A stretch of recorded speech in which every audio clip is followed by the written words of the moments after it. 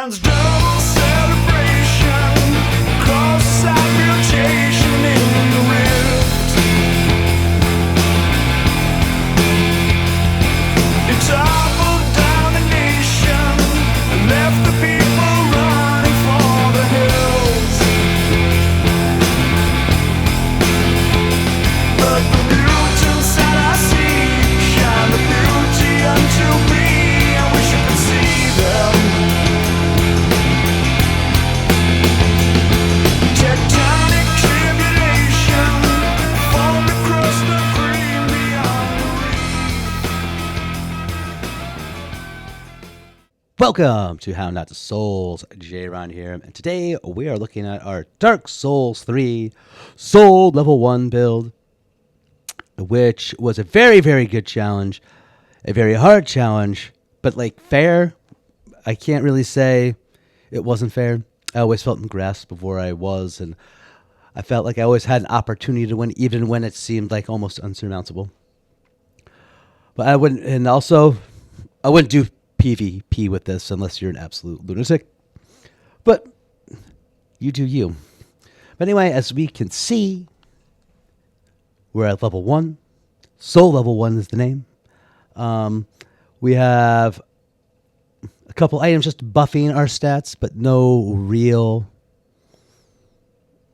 levels have been taken at all, which is good. I love how this game has equipment that can buff your stats and give you a fair chance at winning. So we're going to go over the equipment. We had a couple different setups that we used with different weapons. And I'm saying it like this because we had to utilize different things to be able to use those weapons. So we'll start off with our main, which is the broadsword setup with the Grass Crest Shield. The Grass Crest Shield is a pretty good option to have. You don't need to wear the Clan 3 ring. And the Grass Crest Shield does, in fact, regenerate your stamina, or help regenerate your stamina faster.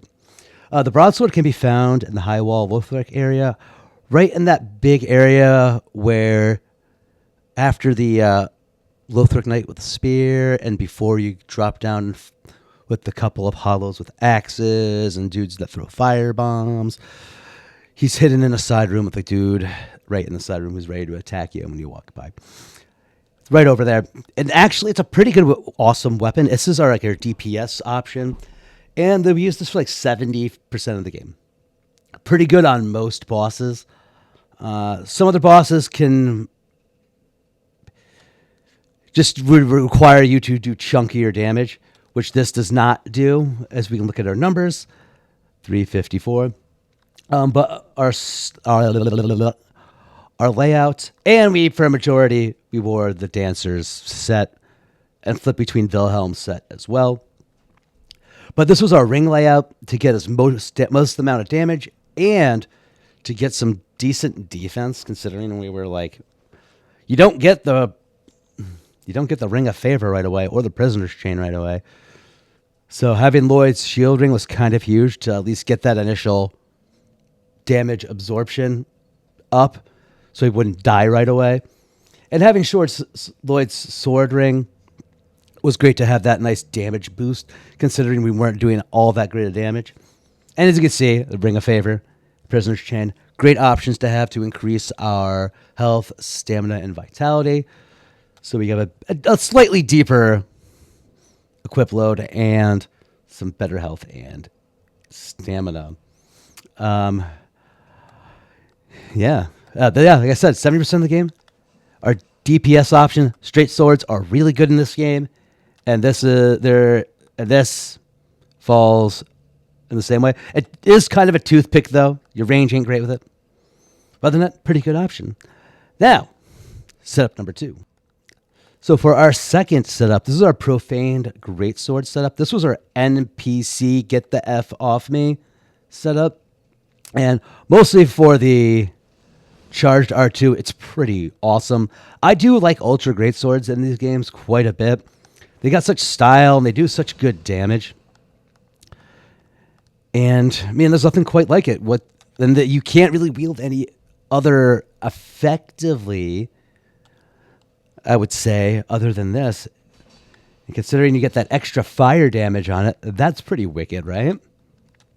I don't know if I'd use this against any bosses, but definitely NPC situations or the abyss monsters that pop out of the hollows. Those guys are weak to fire, unless you want to use charcoal pine resins. But I feel like this does a fair amount of damage.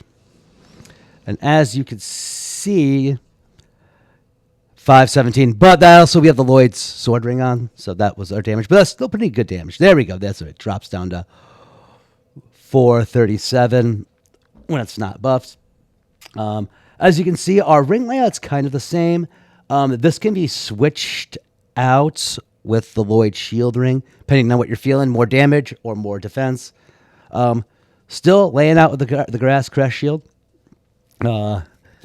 And a ring of favor and prisoner's chain. The knight's ring to give us that extra 5 strength so we can two-hand the profane greatsword because of the strength requirement of 21, right?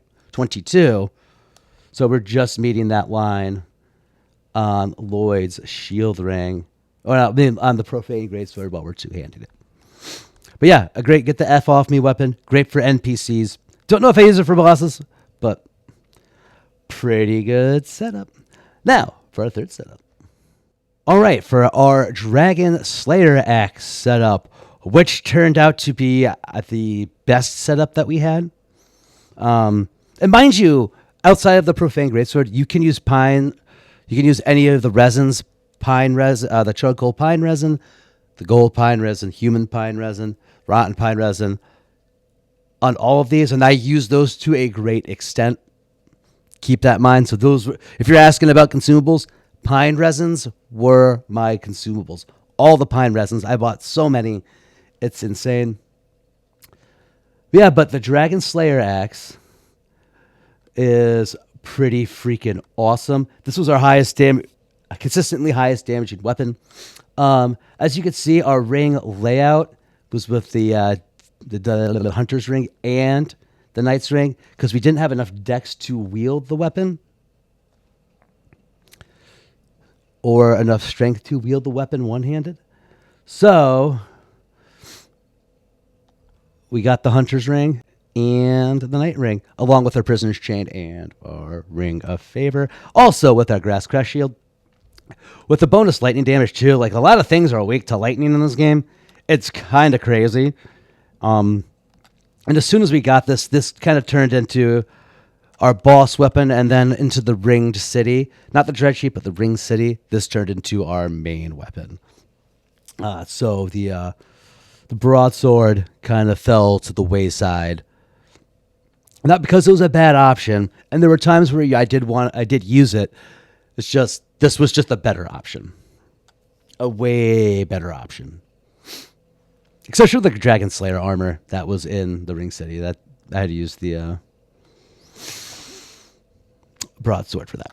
Oh, and I failed to mention with the broadsword, both of these are buffed up with the raw infusion because we were getting more out of the raw infusion than if it was scaling with strength or dex or the sharp or heavy or reinforced.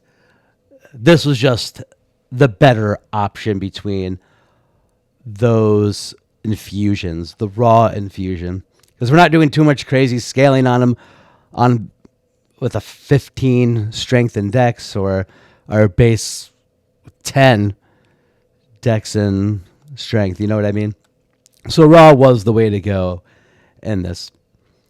But yeah, this turned out to be the boss killer / end game weapon, which I was not upset about. Now, for those who are wondering about a casting option.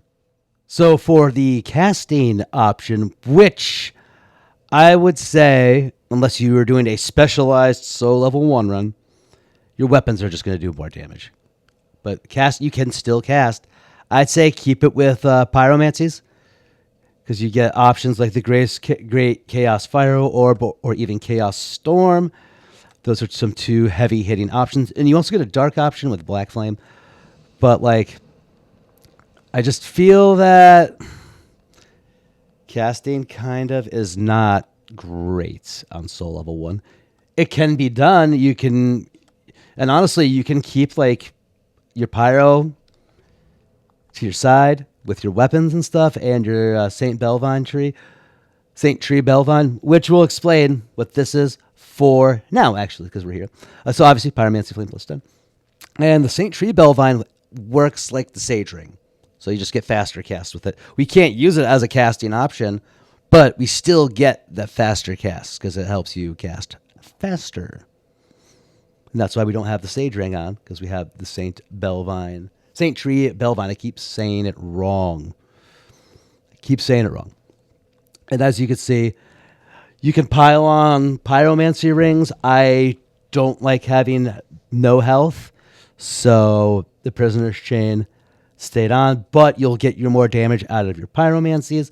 The scholar ring and the priestess ring are a great combo for this to get irk out extra damage on your pyromancies, but I chose to pop on Great Chaos Fire Orb, and that's 2 slots, so I'll put on the deep ring. And you only have 1 spell slot, so keep that in mind. You won't have many options for casting for a variety. And you don't have much FP, and you got to prioritize healing your FP over your health. So you're not going to have many Estus flasks versus your blue Estus flasks. So that's something to consider. I'd say casting in a soul level 1 situation is better for a challenge run versus it being a like really, really legit option. I mean, with ads is one thing, but like not with bosses. I don't know.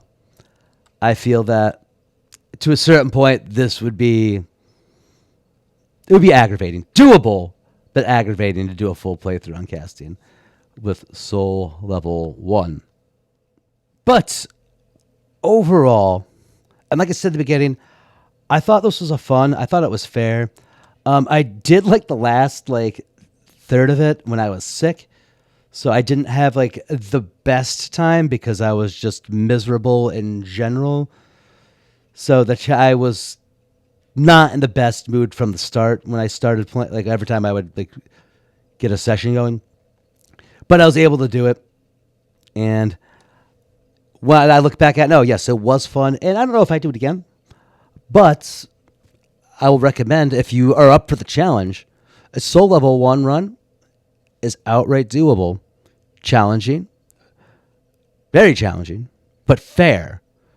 So keep that in mind. And I think it was my favorite out of all 3 of the Dark Souls. So, and I'm not going to go over specifics, but it's my favorite. But anyway, guys, thanks for watching. I hope you all have a great day, and I'll see you later. Wasted information cause the blacks to brand with spiky leaves. I'm growing with the land. Time is taking my hand. Let me touch them. Hey, hey, a million miles to Marquette.